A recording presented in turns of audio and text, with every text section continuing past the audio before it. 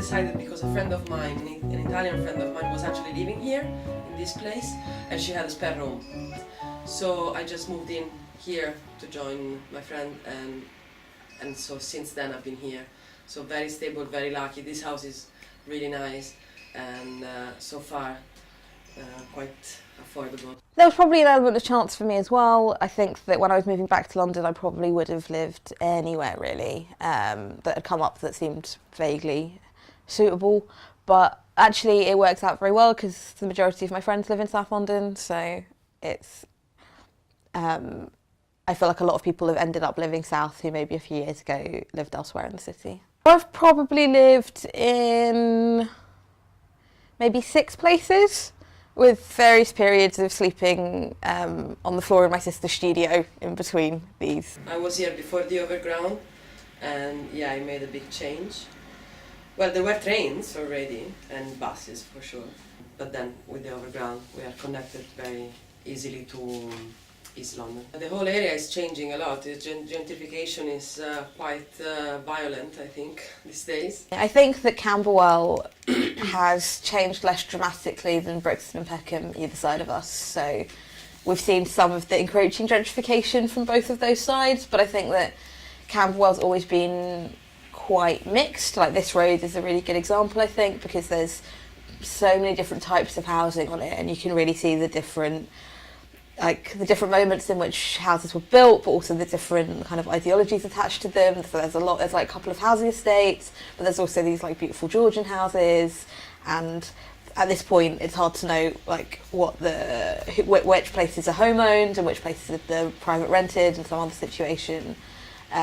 But I think that the fact that Camberwell was already relatively mixed, and there's always been the art school here, has meant that it's always been quite a mixed area and hasn't necessarily seen the kind of violent gentrification that we've seen a little bit west and a little bit east. Mm-hmm. I think every time I see a new business open that I suspect that 95% of the people that live here can't really afford to use, I think, okay, well, this is changing. And while I don't think that gastropubs and coffee shops should necessarily be how we conceive of gentrification, because I think there are much more complex interests at work than people wanting to like drink a latte or have a gourmet burger. Like I think that kind of global business interests have a lot more to do with the changing fabric of an area.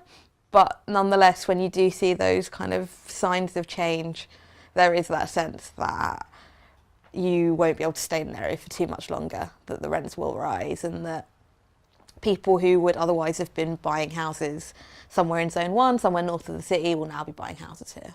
I don't think at the moment I have the desire of moving on my own. I like shared. I mean, I've probably lived in some form of shared housing my whole life, I guess, but certainly since I moved out of my parents' house, I've always lived in some communal setup, whether or not that's like sharing with 15, which I probably wouldn't do again if I could help it, or just sharing with one other person. And I definitely want to continue to live in shared housing, but I probably wouldn't go back to living in an enormous, sprawling, like commune situation. Own ownership is not an option in London. But also not for me, because I'm not interested in, settling here. But anyway, even if I wanted, it wasn't an option, I think, impossible option. Squatting is not an option anymore. It's become very difficult now, so I think there aren't many options really.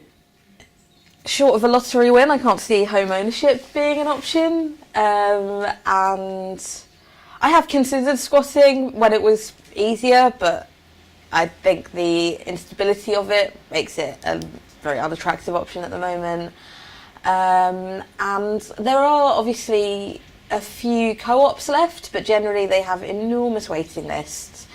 And it's kind of a question of being in the right place at the right time and knowing the right people. So various friends have got into co-ops, but actually even that's not been necessarily the easiest, because you're joining quite historic co-ops that have been set up for a long time and work in quite particular ways, and that it's not the same as when at the inception of the project of starting a co-op. So you're joining a kind of pre-existing kind of social formation, But yeah, in an ideal world, it would be really great to live somewhere cooperatively. At any point I've lived in London, one of my like top 3 points of anxiety or concern is my renting or my housing situation. I found it a real roller coaster. Even in places where I've had a certain amount of stability, there's always been the sense that that was only ever going to be short-lived. Even here, which is this like pretty perfect setup, we have a month-to-month contract. We've tried to extend that to something that is more stable because, you know, we both want to live here long term, and the letting agent very politely refused, which is obviously their prerogative, and they did try to assure us that they weren't going to be kicking us out anytime soon, but nonetheless wouldn't change the contract to reflect that promise. So yeah, I think that housing's been a point of concern the whole time, really. There's a strong sense of